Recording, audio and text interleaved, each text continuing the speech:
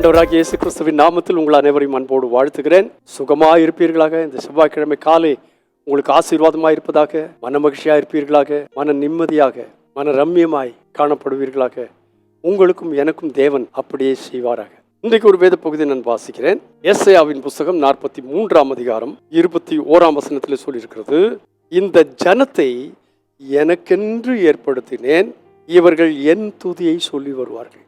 இந்த ஜனங்கள் எனக்கென்று ஏற்படுத்தப்பட்ட ஜனங்கள், என்னுடைய ஜனங்கள் என்னுடைய துதியை சொல்லி வருவார்கள்.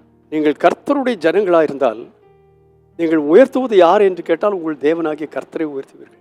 என் ராஜா, என் ரட்சகர், என் வைத்தியர், என் தேவன், நான் நம்புகிறவர், என் கோட்டை. இதைத்தான் உலகத்துக்கு நம்ம சொல்லி வருவோம். தேவனுடைய சன்னிதானத்தில் காணப்பட்டதான சேராபீன்கள் இருந்தார்கள். அவர்களுக்கு 6 செட்டைகள், 2 செட்டைகள்னால கால்களை மூடினார்கள். தங்களுடைய நடைகளை அவர்கள் காண்பிக்கவில்லை. தங்களுடைய முகத்தை மூடிக்கொண்டார்கள். தங்கள் முகம் வெளிப்படணும்னு விரும்பல. 2 செட்டைகளே பறந்தார்கள். அவர்களுக்கு ஒரே ஒரு செய்தி தான் இருந்தது, சேனைகளின் தேவனாகிய கர்த்தர் பரிசுத்தர், பரிசுத்தர், பரிசுத்தர். கர்த்தரை பற்றியே பாடினார்கள். வேற அவர்களுக்கு செய்தி இல்லை. உங்களுக்கும் எனக்கும் வேற செய்தி இருக்கக்கூடாது. ஏன் என்று கேட்டால் 19ஆம் வசனத்தை சொல்லியிருக்கு, இவர் யார் தெரியுமா? உங்களுக்காக புதிய காரியத்தை செய்கிறவர். நான் புதிய காரியத்தை செய்கிறேன், அது நாளைக்கு தோன்றாது, இதே இன்றைக்கே, இது இப்பொழுதே தோன்றும். நீங்கள் அதை அறியீர்களா? வனாந்திரத்தில் வழியை உண்டாக்குவேன். ஓ ஹல்லேலூயா. இந்த காலை வேளையில வனாந்திரத்தில் இருக்கிறது போல உணர்கிறீர்களா? வழி இல்லாத இடத்துல போய் மாட்டிட்டோமே நினைக்கிறீங்களா?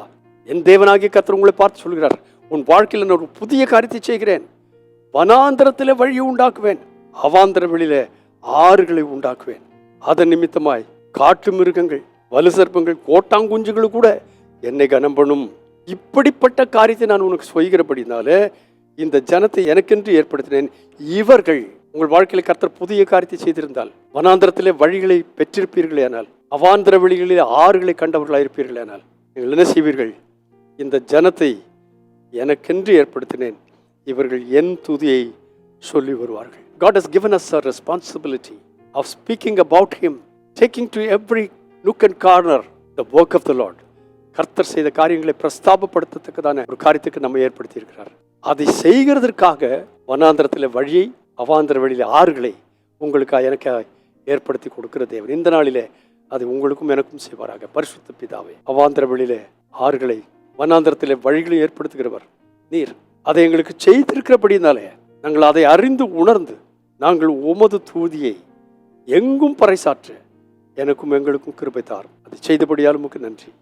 இயேசுவின் நாமத்தில் பிதாவே, ஆமென். இந்த ஜனங்களை எனக்கென்று ஏற்படுத்தி, கர்த்தர் சொல்றது என்னன்னு கேட்டால், உங்களை எனக்கென்று ஏற்படுத்தி இருக்கிறேன், நீங்கள் என் துதியை சொல்லி வருவீர்கள். செய்வோமா? God bless you abundantly again and again and again and again. Amen.